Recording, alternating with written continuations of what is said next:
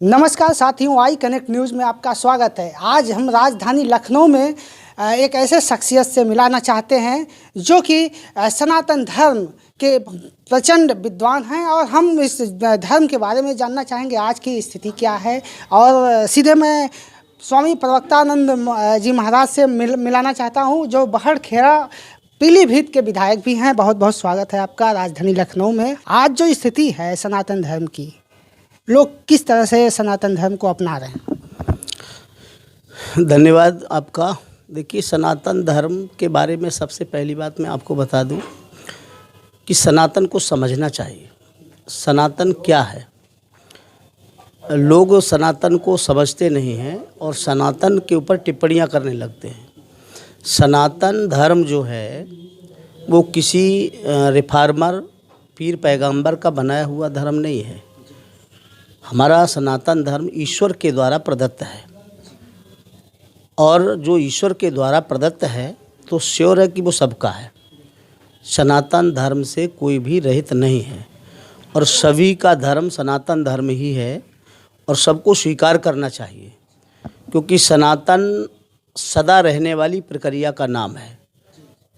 जब सृष्टि नहीं थी तब और जब सृष्टि नहीं रहेगी तब हमेशा सनातन रहा है और भविष्य में भी रहेगा। जो लोग टिप्पणी करते हैं उनको इसका बोध नहीं है। मैं उनके लिए सुझाव देता हूं कि वो पहले सनातन को समझें, और जब जब इस सनातन पर किसी ने कोई टिप्पणी की है तो मैं समझता हूं उसके लिए केवल नासमझ के कारण की है उसने। सनातन एक प्रक्रिया आपने कहा है। सनातन में जो बिखराव उत्पन्न हुआ था एक समय में, और आज की स्थिति हिंदू धर्म को लोग अपना रहे हैं, सनातन को भूल जा रहे हैं, इसके पीछे क्या कारण? देखिए, सनातन को बिखराने का तो काम हमेशा लोगों ने किया, लेकिन क्या बिखरा? चाहे वो अकबर रहा हो, चाहे हुमायूं रहा हो, बाबर रहा हो, किसी ने भी इस सनातन को तोड़ नहीं सका। सबने प्रयास किया तोड़ने का, लेकिन सनातन, मैंने कहा ना कि किसी का बनाया हुआ संप्रदाय नहीं है, धर्म नहीं है। ये स्वयं ईश्वर के द्वारा प्रदत्त है। जो इसे मिटाने का प्रयास करेगा वो स्वयं मिट जाएगा। ये ईश्वर के द्वारा बनाया गया है तो इसे कोई मिटा नहीं सकता है। वर्तमान में जो केंद्र में मोदी सरकार चल रही, यूपी में योगी सरकार, तो कहीं न कहीं सनातन धर्म और धर्म की स्थापना के लिए कार्य किया जा रहा है, और अयोध्या में राम मंदिर का भी निर्माण भव्य रूप से हो रहा है। क्या कहना चाहेंगे इस बार? देखिए, हमारे हिंदुस्तान का सौभाग्य है कि हमारे लिए सनातन धर्मावलंबियों के लिए ये बहुत ही स्वाभिमान की बात है, क्योंकि हमारे सनातनियों में हमेशा से एक बात रही, हमारा जो भगवान है, सनातनियों का भगवान है, वो एक जगह नहीं है, सब जगह है, कण कण में विद्यमान है। तो हम लोग उसको हर जगह मानते हैं, इसलिए हर जगह उसको पूजते भी हैं। हमने सनातन के भगवान को आगे भी इसकी के लिए, आपने देखा कि राम मंदिर के लिए लाखों लोग हमारे शहीद हुए हैं, बलिदान किया है, परंतु हमने राम मंदिर के लिए छोड़ा नहीं। और आज माननीय मोदी जी की सरकार में पूज्य योगी जी के द्वारा राम मंदिर भव्य अयोध्या में बन रहा है, और वहाँ लोगों को जाना चाहिए, देखना चाहिए। ये हमारा सनातन है। सनातन का पुजारी जो होता है वो कण कण में उसे देखता है, और सनातनी ही एक ऐसा है जिसका भगवान एक है और वो सब जगह है और सब में है। शुरुआत कहाँ से हुई अपने भारत में? सनातन धर्म की शुरुआत कहाँ से हुई? वो कौन सा स्थान?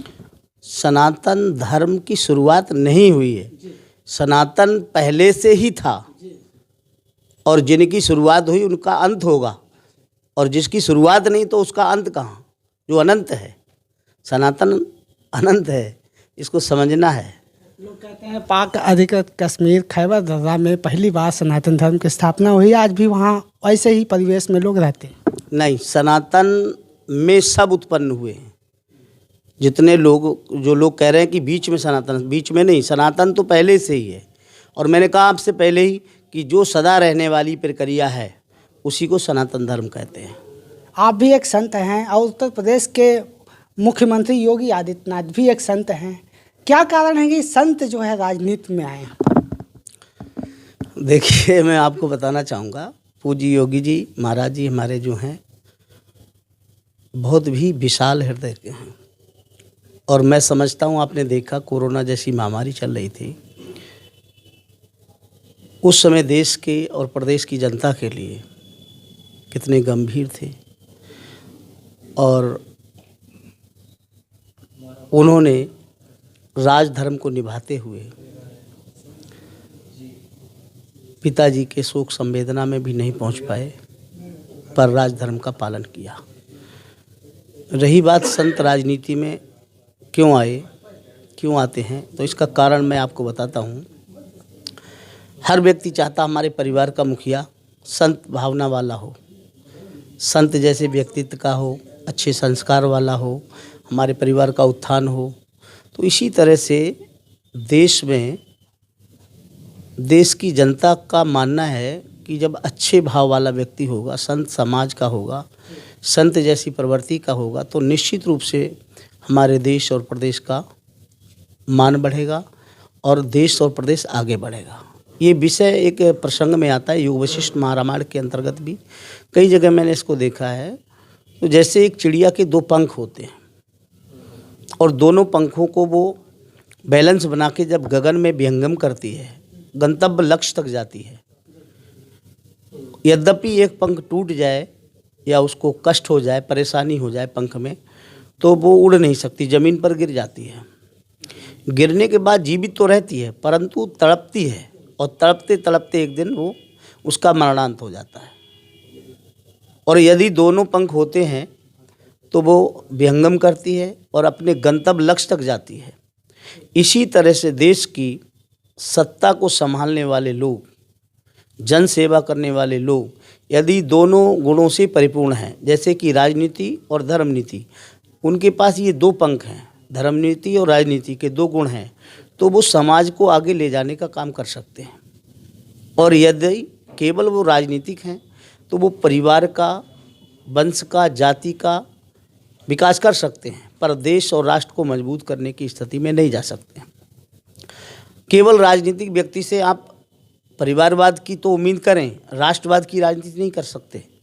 और जो व्यक्ति धर्मनीति और राजनीति दोनों गुणों से सुशोभित होता है, वो राष्ट्रवाद की राजनीति करके देश को मजबूत और आगे ले जाने का काम करता है। जैसे कि आप उदाहरण देखें, उत्तर प्रदेश में पूज्य श्री योगी आदित्यनाथ जी मुख्यमंत्री हैं और हमारे देश में आदरणीय श्री नरेंद्र मोदी जी देश के प्रधानमंत्री जी। दोनों लोगों ने परिवारवाद से, जातिवाद से, वंशवाद से ऊपर उठ करके राजनीति को शुरू किया है और हमारा देश निरंतर आगे बढ़ रहा है, ये पूरा देश जानता है। कई साधु संत कहते हैं कि युग पुरुष हैं मोदी जी और उत्तर प्रदेश के मुख्यमंत्री योगी जी। तो क्या कहना चाहेंगे इस बारे में आप? इसमें कोई संदेह वाली बात नहीं है और लगभग ये सच भी है, क्योंकि जब जब होए धर्म की हानि, बाढ़ें असुर अधम अभिमानी, तब तब प्रभुधर विविध शरीरा।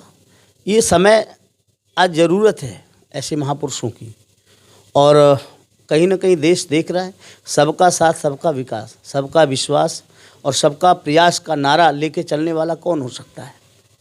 आप बताओ, कहीं पर कोई भेदभाव दिखाई दे रहा हो? देश में जितनी भी जन कल्याणकारी योजनाएं हैं समान रूप से सबके लिए दिए जा रही हैं। कोरोना जैसी इतनी भीषण महामारी थी देश में, तो आप बताओ, अगर राम को अनाज पहुंचा तो रहीम को भी देने का काम किया। सुनीता को अगर आवास शौचालय मिला तो सलमा को भी दिया। एक भी किसी योजना में कहीं पर छोड़ा हो? किसान सम्मान निधि आज माननीय प्रधानमंत्री जी के द्वारा, माननीय मुख्यमंत्री जी के द्वारा अगर राम स्वरूप को मिल रही है तो राम प्रसाद को भी मिल रही है, राम प्रसाद को मिल रही है तो राम गोपाल को भी मिल रही है, रईसुद्दीन को भी मिल रही है। हर समाज के, हर तबके के व्यक्ति के साथ एक जैसा समान व्यवहार किया जा रहा है। ये राम राज में था।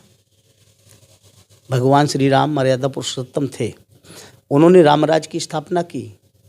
और रामराज की स्थापना का मतलब ये नहीं था कि अपने अपने को देना चाहिए, मतलब समान रूप से जहाँ तक देश का राजा, उसके अंदर आने वाली प्रजा जहाँ तक हो, सबको के साथ समान व्यवहार किया जाए, तो राम ने किया और उसको आज रामराज के रूप में देखा गया। कहीं न कहीं ये लोग किसके अवतारी पुरुष माने जाते हैं? आप देखिए, राम स्वयं राम थे और राम ने जो किया वो एक आदर्श स्थापित करने का काम किया। आज युग पुरुष के रूप में योगी जी और माननीय मोदी जी कर रहे हैं, तो उस समय राम के रूप में उन्होंने अपना काम किया, आज मोदी जी अपने रूप में काम कर रहे हैं, योगी जी अपने रूप में काम कर रहे हैं। बहुत बहुत धन्यवाद। ये थे स्वामी प्रवक्तानंद जी, जिन्होंने सनातन धर्म को किस तरीके से डिफाइन किया आपने देखा, और निश्चित रूप से सदैव रहने वाली प्रक्रिया ही सनातन है और सनातन धर्म ही सत्य है। आई कनेक्ट न्यूज़ के लखनऊ से मैं सुभाष निषाद।